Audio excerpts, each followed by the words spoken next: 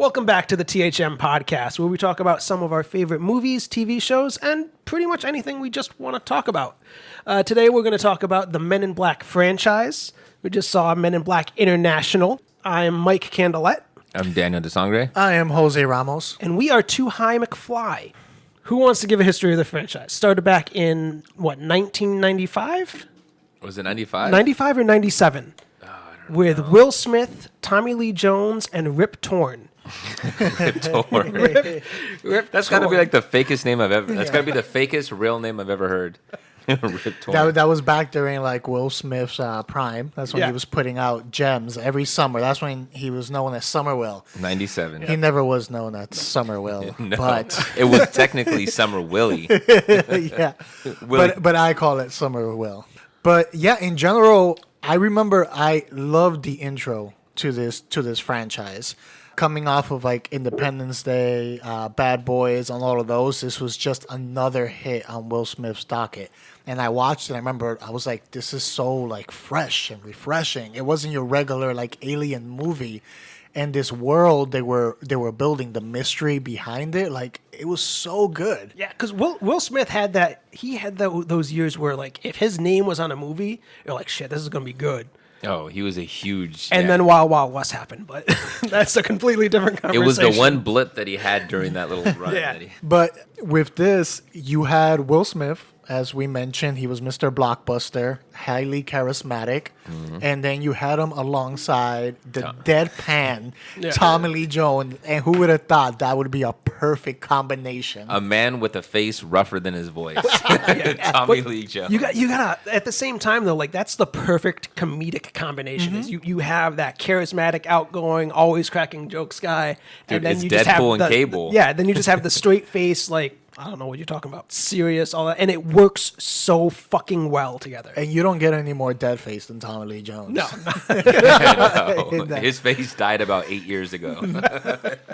But that was great. What was your guys' first impressions of Men in Black when you first got introduced to that movie? I think for me, it's like Will Smith. It was during that fun stage when he was after Independence Day and he was a badass. And I think it was around the time of Bad Boys, right? It was after Bad Boys. After Bad Boys, Yeah. after Independence Day, even though it wasn't as high rated, but Enemy of the State. Yeah, exactly. And I think it was fun to watch. It was a nice spin off of a sci-fi movie.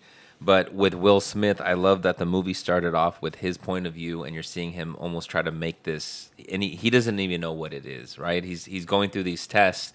That was so fascinating because we were with him, sort of slowly making our way into this world as they kind of unpeeled it for us. yeah, and we got that like thought process too. Like there was the one scene where they go to the shooting range, and he's with like 6 other guys that were all training for that position. Yeah. And there's aliens going around, and everyone's shooting off like it's a fucking arcade game. Yeah. And all of a sudden, you just see Will Smith just looking around and going around, and then he shoots the little girl in the head. Yeah, yeah. And everyone's like, what the fuck are you doing?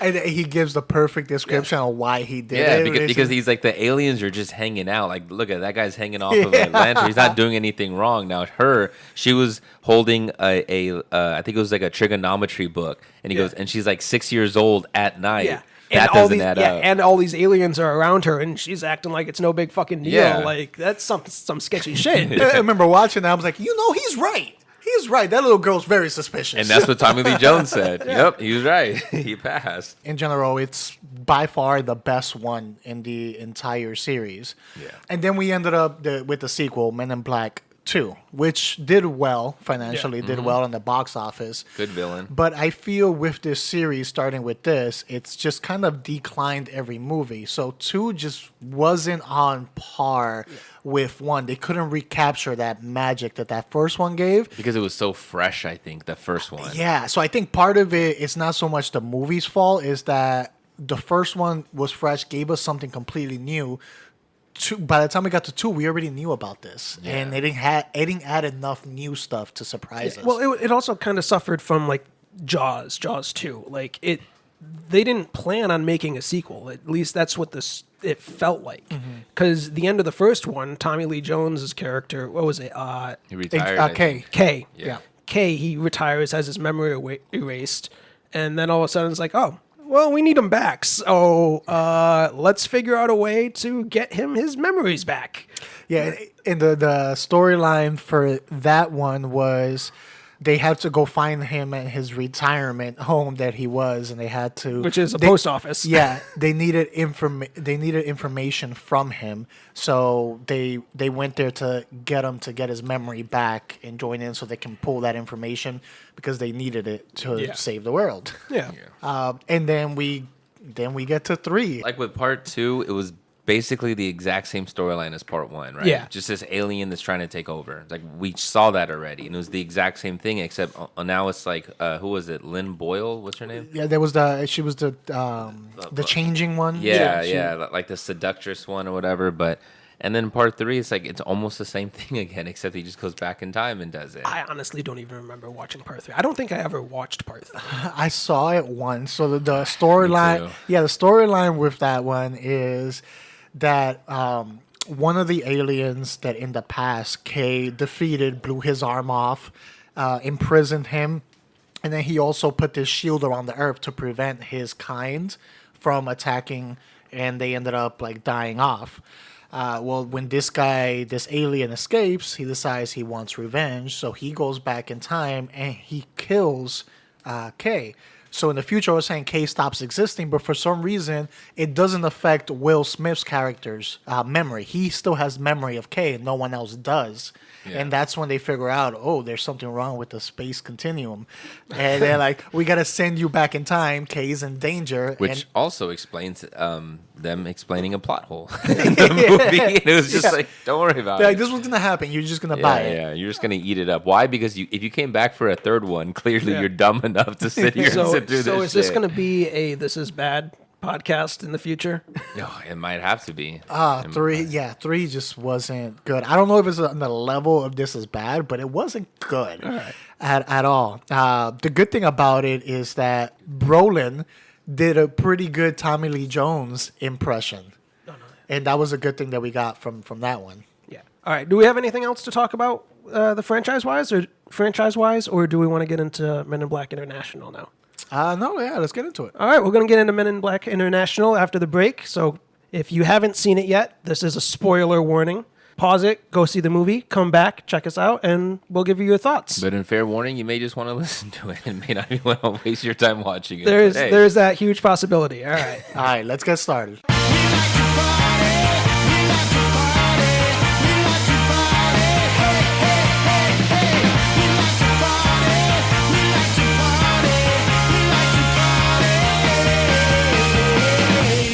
And we're back. And we saw Men in Black International.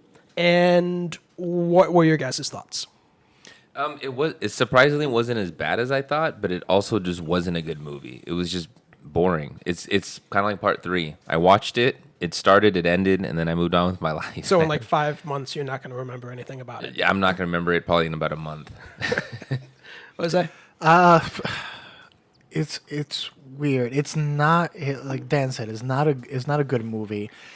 With it was kind of pretty much exactly what I expected going in, which I expected some entertaining performances, but the movie itself to be blah.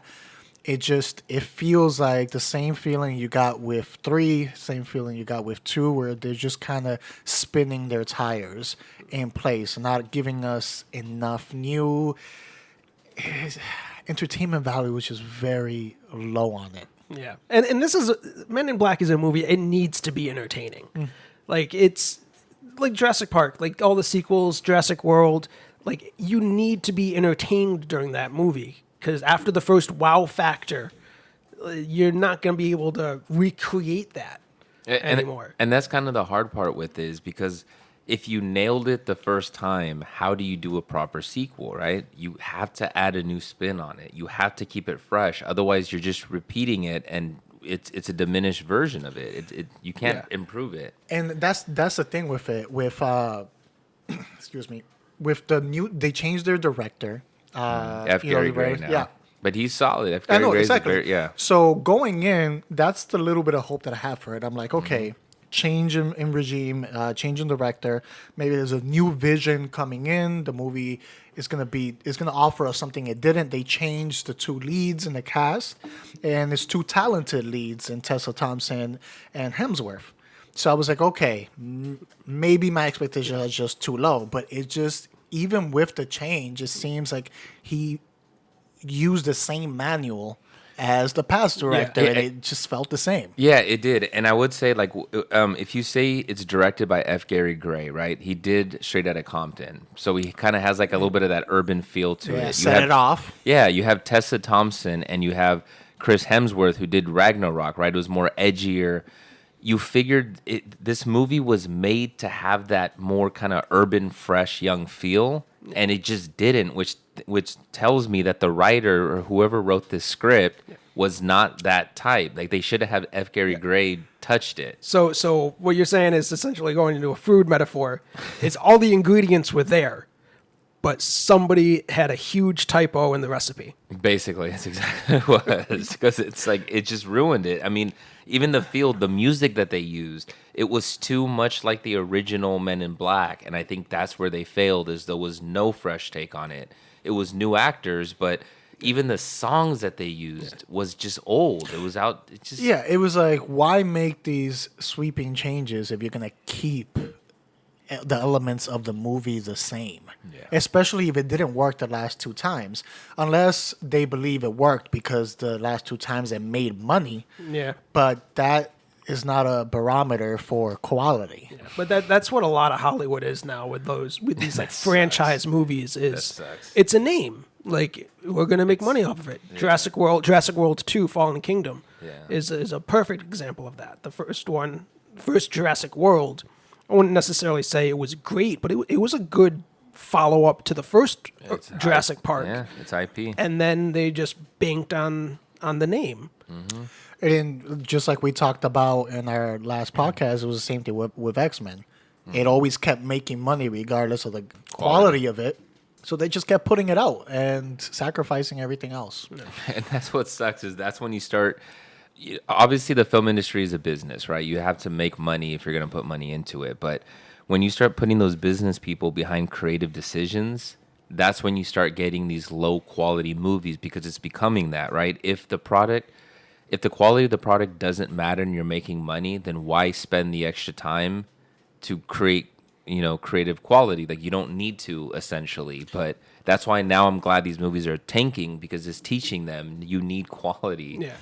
What it makes me think of, so I used to watch this TV show before it got canceled called Scorpion. It was about these like hackers, these savants. Right? Okay. These savants. They were highly intelligent, genius in different fields. This is the show with the T-1000s in this one, right? Yes. Yeah. Okay. Yes, I know what you're plays talking an about. FBI agent. And one of the savants, this woman, you find out in one of her episodes that she had this secret pop star life in there.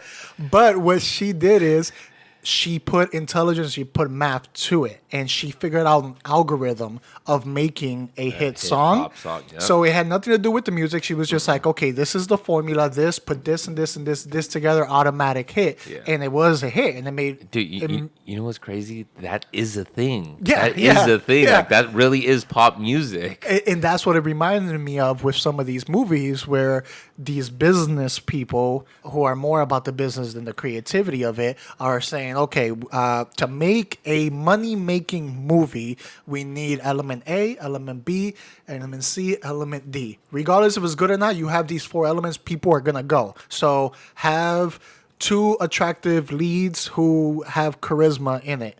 Let's put in a director that's had some good stuff in the past. Let's put in some cool music in the trailer, and let's get entertained, and we're going to get people in the seats. And IP, it has to be intellectual property. It has to be something Yes. that we know what it is already. Big name, regardless of what it is. And that I'm simplifying it a little bit, but it feels like that's what basically they're what it doing is. with these, where it's not about let's make a good story, is let's hit these points and people will come and buy. It is. And they're even scooping up young directors like, what was his name? The one that did Fantastic Four, Trank? Colin Trank? Yeah. No. Colin Trevorrow is the one that did. He got fired from Star Wars. Star Wars, remember? yeah. 'Cause, he did that Book of Henry. But yeah, Trank.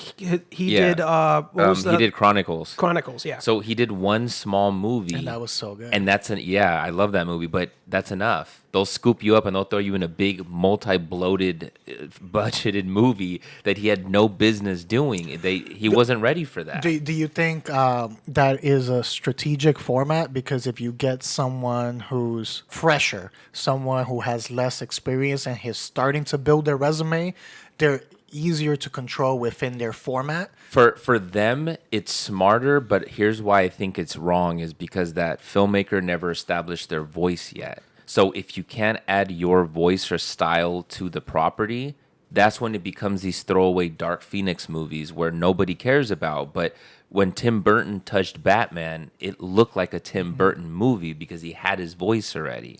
Yeah, and I agree with you on that. I was asking more from a on business? the business aspect. I think it is They're smarter looking for at it them. like, okay, if we were to go and try to get someone like Nolan knows what he wants, and he's not going to bow down to what they want if he feels it's not going to work. But if you get someone up and coming, someone who has a minor hit but is still building the resume, it's either for me like, okay, we're going to bring you in this big budget, give you all this money, but you have to fit within these parameters. Do you think that going into a completely different movie with Solo, that they tried to do that with the two directors in the beginning? Because they were over their heads. They were constant reshoots. Where they spent almost a week They shooting created a comedy, Yeah, basically. they spent almost a week shooting the Chewbacca scene when we Yeah. first see him. Do you think they brought in those directors to try to keep their vision? Then they realized that they fucked up, and they brought in Ron Howard, a man who's known for playing the and system. can do what he needs to Yeah. do and has his voice. And do you think they realized that their mistake? I mean, I think Solo was a good movie. I enjoyed it. Yeah, it was, but I think what it is to go back to your point is I think it's not so black and white. I think it's that gray area. They want somebody that they can still control, but has a voice that they can get to still make it good. Because if they don't want a Dark Phoenix that's literally like a franchise killer. The movie just bombed, and if it was still Fox running this, they would have realized, holy fuck, we just fucked up X-Men. But now it's Disney's problem. They're like, oh no, we'll sit on it for a little bit. But I think they're trying to find that gray area. So about like a Patty Jenkins. Exactly. So to go with what you're talking about with Solo is, I think those guys were too opinionated. So they brought them in and they were too far on one spectrum where they thought they were young, they had their unique style, we can get them to do what we want. And when they weren't giving them what they wanted, that's when they got pissed off, and that's when they got rid of them. So it was the reverse of what they thought they were getting. Yes. Okay. I think that's what it was. You remember for a while, it seemed like every month there was a new property within like Marvel, well, Disney and Warner Brothers, where it was like a revolving door of directors for all these different projects. And I think a lot of that is some of these directors, they just weren't giving in as much as these companies wanted. And they were like, okay, the creative differences. Exactly. They were probably coming in and be like, okay, this is our vision for it. But then you have this big company saying like, we already have a vision. We just need you to put it out there. Yeah. Exactly. That's what it is. They want them to be plug and play. Just make the movie cute. Make it good. But you're going to make the movie we want you to make. Was there anything that was enjoyable about Men in Black? See, well, I mean, that does tie into Men in Black, though, because I felt like they kind of did that with this one. I feel like they just plugged these people into their movie. Right. I mean, and that's what brought us over into the tangent, is because it was a copy and paste movie. Yeah. But I mean, since we are talking about Men in Black, we could break it down. So how do we feel about the story? What did you like? What did you not like about the story? I like that it kind of started off with her again, like it was going to be another Will Smith moment, except her introduction into the organization, it just felt kind of like too rushed. Like she just broke in and that was it. There wasn't any of the testing stuff that we saw with Will Smith. But if they would have done that, we would have felt like, hey, I saw that already. But if they would have done different tests, maybe it could have felt fresh or unique. Yeah, it was a heavy jump. So it starts with her in the childhood, and there's an alien there, and she sees that her parents, I guess the Men in Black didn't know that she was there. Her parents, they get hit with the neuralizer.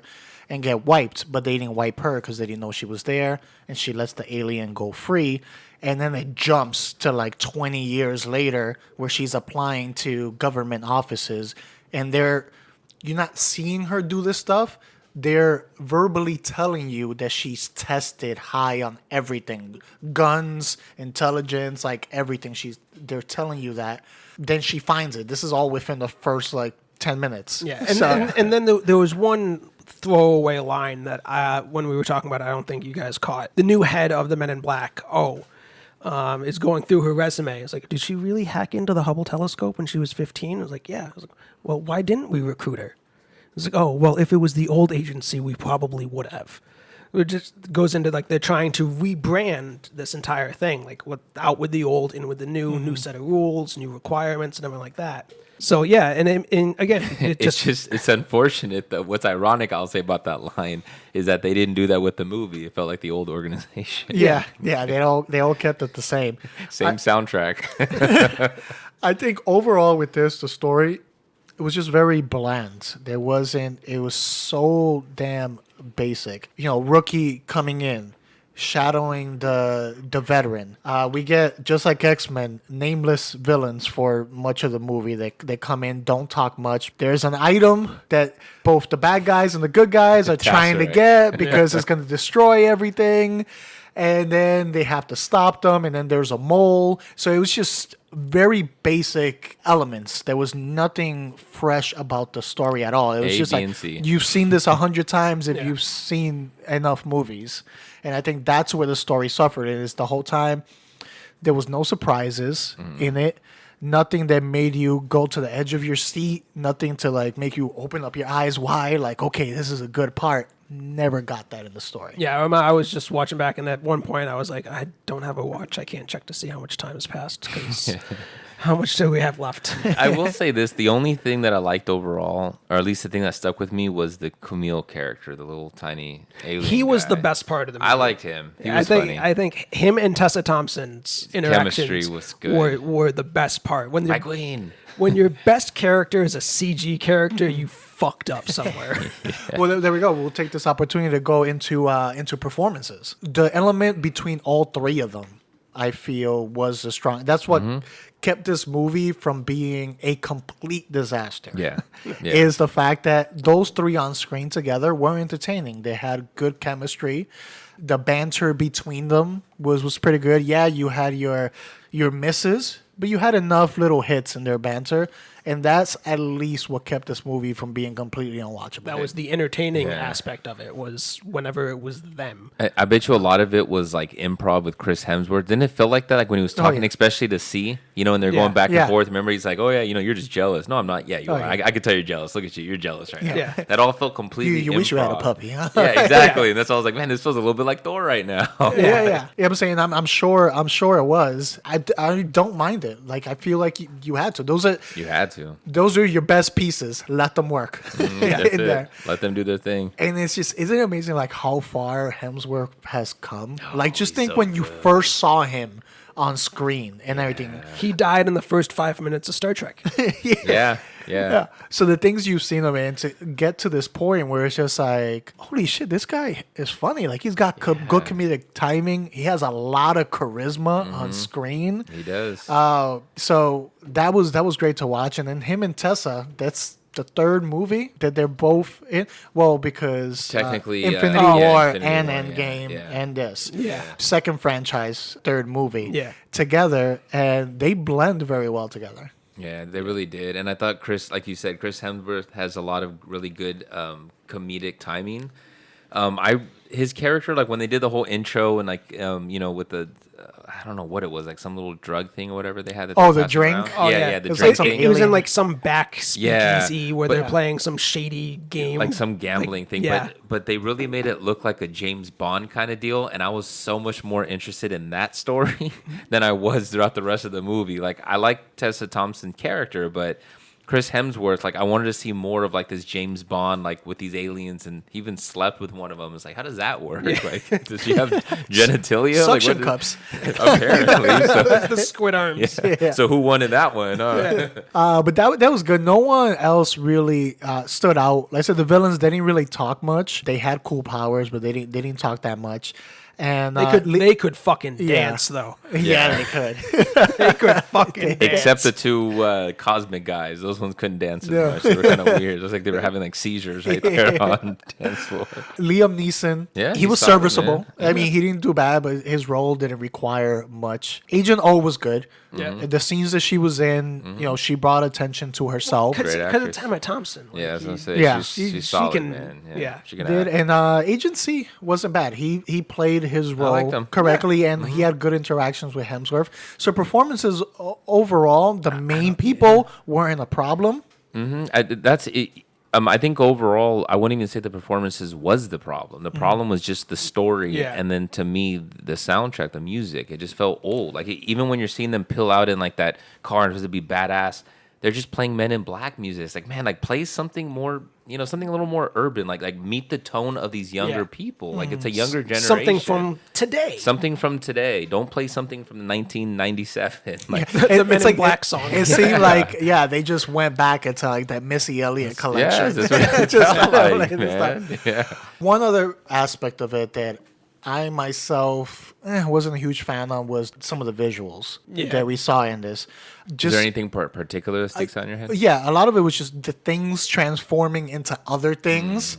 I felt it looked off. Like when you watch the Transformers, especially the newer ones, as bad as most movies are, when you see them transforming, it actually seems plausible as you're moving. You see in parts like move into other parts and separate, and it's like, okay, that seems like a viable transformation. But it was like here, like when the train turns into this bullet train, I'm like, how did that even happen? Yeah, like like- those pieces weren't there for that to transform. Yeah, it comes up with this weird nose with like the U shape and then panels from the top slide down. Yeah, but it's like where are the other ones? I mean, Like, the it looks main so weapon grungy. is this little crystal that turns into this giant gun. And it's just like the way of the visual transformation of some of these guns when they were pulling all the guns from the car. Yeah. And these things I'm like, that Very just VFX. looks off. Going back into the train thing, that's another thing that didn't make sense. Like, so when we first see the train, it looks like it's a New York subway train. Yeah. But we're in the middle of the New York office of the Men in Black, and it's a direct line to London where the movie takes place. Why does it need to look like a New York subway train when the only ones that are going in there are aliens and Men in Black? Yeah, I thought about that too because I was thinking, well, it's sort of like the Harry Potter with the train. So it was a 9 3/4 where you run through, right? I thought it was something like that where it was going to take and then transform and then take off, but it didn't. So what was the point of it hiding there? There is no point. It was to show a visual that wasn't that good in the first place. No. Yeah. The scenes where they were flying on the motorcycle, those look a little iffy. Like it really stood out. The green screen, like this is definitely green screen. Even when they It was were in like- the desert, it was really green screen. I could tell they did were on a like soundstage. I did like the little alien guy, the one that gave her the. Pawnee? Yeah, I think him. Oh right? no, the other. You talking about the other one that got shot in like the the neck with the thing? warlord? Yeah, guy? that guy. Yeah. He was kind of cool. Not necessarily the VFX. The VFX was okay, but he was VFX the whole time. So Yeah. it wasn't like it wasn't necessarily that the VFX looked bad. It was like you said, it was when the VFX was like moving or something, and some just logical things. It just didn't Yeah, make because you sense. had some good parts. Like I said, Pawnee looked good. That alien looked good. The villains, as forgettable as they were, a lot of times when they were using their abilities, there were certain aspects that cosmic looked good ones of look it. cool, yeah. Yeah, the cosmic villains. Yeah. They were looking cool. The hive at the end. See, that's what I was gonna say. Yeah. The hive just giant like a shit giant monster. It looked like a cockroach to me. It was Yeah, just like a giant a cockroach. cockroach. That You just mean like from the first one? yeah, exactly. cockroaches that just crawl out of some Nutella. Vincent D'Onofrio. Yeah. It was like, man. Yeah, you had some aspects of the visuals that really bothered me. Some of them looked okay, but that was the other issue that I had besides the story in this movie. I can see that. Yeah, that was definitely bothersome. I'm trying to think what other major characters. They didn't really have any other major characters. No, it was That's just pretty them. much Yeah, it was just- There was the only other one was the beard alien. Yeah. He had a pretty decent part in there. There was Okay, the so- villain with 3 arms. Oh yeah, yeah. the RZA? alien beard. RZA. Yeah, RZA. Yeah. Yeah. Which was kind of weird. So she just had like a third arm, but like, why did that third arm look a little stronger than the other two? Yeah. You know what I'm saying? Like, was she doing like push-ups? That's out a there? strong Like, arm. It's her strong. It's her pimp hand. It comes out of her. It's on her back too. Like, how does she sleep? Yeah. And then, that means she uses extra deodorant. Huh? She gotta get underneath that. And then you had like giant Beast. Stitch. We had Beast in there. Yeah, exactly. Giant Stitch. Yeah. Bubble. Yeah. It's like, so the whole relationship that they had to establish that was just that he just lets them go and just kills the 3-armed woman. No, like no, is? he was the alien that. Yeah, yeah. But all that was the payoff was just to kill that one so they can escape. Like that was all that it was. He promised her 1 kill, and so instead of a kill, she's like, "Just give us time But to he leave." was a baby during that time. He would not have remembered. He was- Apparently, they have really good fucking memory. You know what I'm thinking? One thing that this movie missed out on. So you had Men in Black 1, 2, and 3, and then here we go, Men in Black International. Why isn't it Woman in Black? Oh God. God, they almost said it. At least in their Tell me credit, that- they didn't say it. Not Yeah. like freaking Jennifer Lawrence and Yeah. Dark Phoenix. But here you got Men in Black International, which it screams out expansion on this. And you have a movie like John Wick in that series, and every movie that came out expanded that universe more, the rules of that universe, how everything works, how the organization works. Every movie you got a little more info. Yeah. And I feel this was a failed opportunity for them to expand the Men in Black universe. The most they expanded is like, hey, look, we're in other countries. Yeah. But what else did they offer? What new information did they give us on how this organization works? Yeah, I'll say that that's an excellent point because even though they're in London, other than the joke about the steering wheel being on the other side, London didn't necessarily feel like the background of this movie. You know what I mean? Like they were at a club, but a club they could have had in like America. It literally didn't make a difference. There was no London flair to it.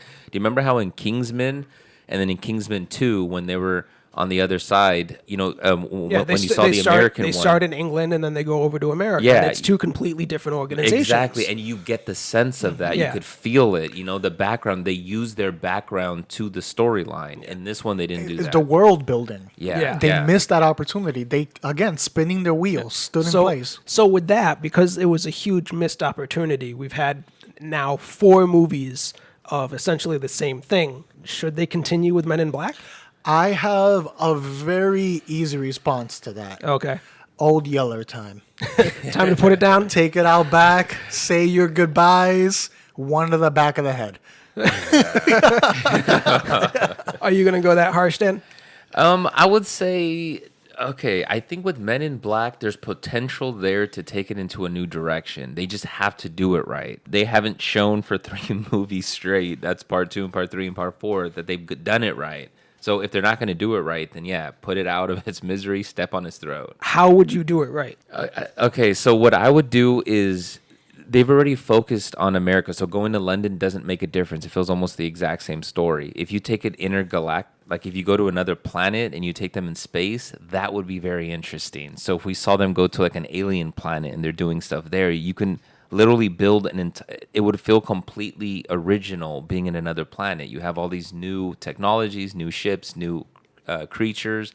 It changes the whole dynamic. So like turn it into like it's instead of it protecting humanity, they're like ambassadors. Basically, So yeah. like there's a reason that so many aliens are on Earth because we're out there. Like, Exactly. We're helping them. We're training them. We're protecting them. And we're saying, hey, like if you need refuge, come here. Exactly. And you could still make it where it's human defending, where human defending doesn't have to just be on Earth. You can go and do something else where maybe we have some powerful weapon on Earth. We start off on Earth, right? Aliens come down, they steal it, and they take off. Now we have to go and retrieve it. So now us, the audience, is following 2 agents. It could still be Chris Hemsworth and Tessa Thompson as they're chasing these aliens from planet to planet or through other galaxies, trying to get this item back before they use it to destroy the universe. Like that would be. That would be Setting it awesome. up so that we're not necessarily having to always use alien technology. Exactly. We have technology that we can defend ourselves with, Exactly. and they want it. All right. That would be interesting. I like your idea because your idea, it helps with the world building. It expands more than what we've had. And we see how things are handled on Earth right now. But if all these aliens are coming in and there's these rules and there's restrictions and all of that, then yeah, they must have outer planet communication and interaction. So let's expand. Let's see some of that. That'd be good. I wouldn't mind seeing an origin story. Like we've heard it every now and then, but if they were to restart this universe, but start it at like the very beginning, and then that gives you more time to develop the rules of.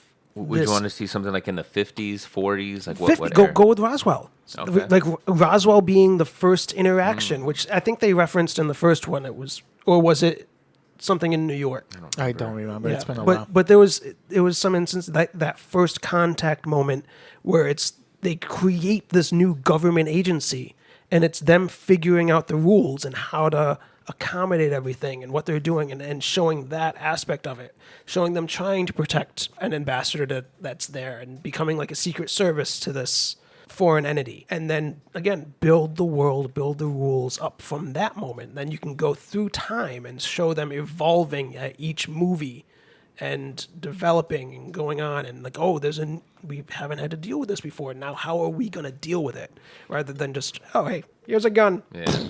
See, even that would be interesting too, because there's something like classy about going antiquated, right? Like you go back to when they don't have the technology and things are a lot more simple. So they don't have the, neutralizers? Yeah. Right. Neuralizers. Neuralizers. That would be interesting, because then you have to do things in shadows. You have nothing to erase their brain about. They don't have the technology yet. Yeah. So that'd be interesting. I mean, the tone would definitely have to be very, very different, and it would have to be a little more serious. Which is good. Which Change is it good, up. yeah, exactly. So You can different still ways to do provide some humor through a more serious movie. You can still provide it as long as you're not forcing it. Yeah. So you're saying a little bit of X-Files mixed with a little bit of a Yeah. Why a little not? bit of Men in Black. That's interesting. So not? yeah, no, those are two good ways they can do it. But it shows that it is possible. Yeah. But it was like they seem content on just following the same formula. It is, and that's why I have to stress, like, I don't blame the director at all, F. Gary Gray. It's not his fault. It's not the actor's fault. It's the story and possibly the studio if they force the script on them. All right, well, do we have anything else to say about Men in Black International? Do we want to give scores? Do you have a score? Is it worth giving a score? I mean, I'm still considering Everything's worth right giving a score. Yeah, I'm still considering right now, but it's just like immediately out of the theater, I think I was at about a 5. But it's like the more I've thought about it, It's going lower. it's going Yeah. lower. I think I'm between like 3 and 5, and That's a big 3 and 4. swing. Sorry, 3 and Okay, 4. okay. What's keeping it in that range is the 3 main characters and their Yeah. interactions. They keep you afloat enough to get through the movie. Yeah, I surprisingly like C2. I really liked his character, Agent C. Yeah. So I throw him in that mix too. I thought those 4 did really good. Even though the other actors did well, their characters were just not very well written. They didn't have good enough dialogue. There wasn't good enough chemistry moments. They didn't have enough time. I wasn't necessarily buying, Liam Neeson's like, you were like a father, you were a son to me. It's like, I hear you saying that, but I Yeah. didn't feel that. Exactly. I didn't feel anything like that. We had to speculate ourselves, but we never got the full story of what the hell happened with the hive. Yeah. And again, that's a story thing. Yeah, it's a story thing. They were hinting towards it, just like the whole Yeah. father-son thing, but they just Oh, didn't and- tell us. And we did see the one shout out to Will Smith. And Yeah, and Tommy Lee Jones. and Kay. Yeah, there was a portrait that they had in the office. That was Yeah. the only one. Are you guys happy with that? Would you guys have rather have seen Will Smith, heard Will Smith? I think I was fine with that. I knew it was coming, so Yeah. it was like might as well put it in, and that was subtle enough where it wasn't thrown in our face Yeah. and we weren't smacked with it. Like, hey, we're part of the same Yeah. franchise. Will Smith is just on FaceTime, like, what's that? They did do another one when Tessa Thompson was first getting her weapons. She pulled out the noisy cricket. Oh, It's yeah. like, nah. Oh, It's like, yeah. you have no idea how powerful that thing is. Yeah, exactly. That was funny. But, I mean, I don't know. Do you guys think it would have taken it away if Will Smith had a tiny little cameo in this? No? I don't think it would have took him, but I think that part it was fine. You don't need to go big with it. He was too busy being blue Yeah. and dancing around. Yeah. So yeah, Yeah, even I mean, if you were gonna have Will Smith do a cameo, I personally would have liked to see him as the head of the New York agency, sending her to London. So then it puts him in there, shows that like you've done the time, you know what moved you're out. doing, you're up there, you're Yeah. running the organization now, and then you're getting it set in another location where you don't have to be around anymore. Well, it makes you wonder because you only saw 2 of those portraits, right? That was Yeah. it, just 2. There wasn't any on the other side Yeah, of the wall. there was the Paris one with the hive. Yeah. and then there was And then that one. I personally think there should have been more just to make it look like their history goes way back and they've done this several times. But okay, that was just the 2. Why did they have the Will Smith and Tommy Lee Jones one? And then what are we supposed to assume, that one of them died? Or no, because I think those were the 2 world-saving events. That's what the movie was trying to say. So the entire time they've been around, the only 2 times that it was worthwhile, like we've seen it. I guess yeah, the basically. 2 that were world-saving. I'm sure they've had other smaller issues, but those were, I guess, the 2 ones where the world was about to be destroyed. Yeah. But again, like this is us just assuming Piecing it, and it this is together. why my rating can only get as 3 or 4. Yeah. What was your rating at? Yeah, I could see that. I think.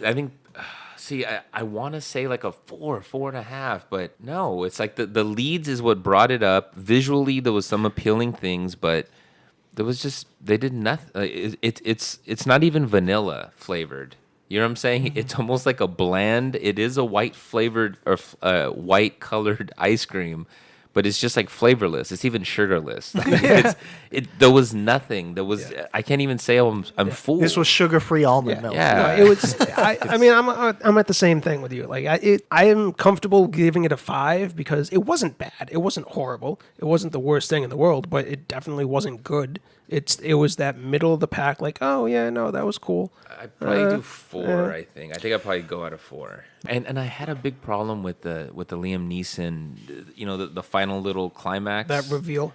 Yeah, well, not necessarily the reveal, but just her getting sucked in and the little guy saving her and then her grabbing the thing, and it just that little sequence just felt like cheap and rushed. Like it didn't. And again, it would have been a great opportunity for that moment, and it wasn't. It was just she caught it, shot him, and that was it. It was just like that's it. Like that was cheap. So in the end, overall, and it seemed like for all of us, it was a movie that had entertaining leads. Yeah. But a weak story, and it was a movie filled of missed opportunities. It was a movie that existed. Yeah. But What, basically, what was the review that you saw? It's there.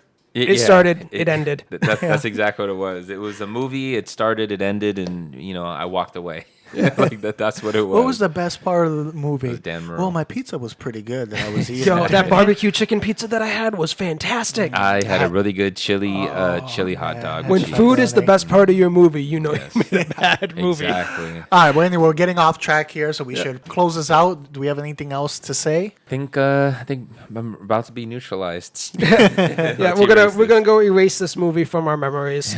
Although our neuralizer is probably going to be a lot of whiskey. Feel free to go check us out on YouTube, SoundCloud, Spotify, Twitter, Instagram. I'm Mike Candelet, I am Jose Ramos. I'm Daniel de Sangre. and hopefully we'll see you at a good movie. Peace.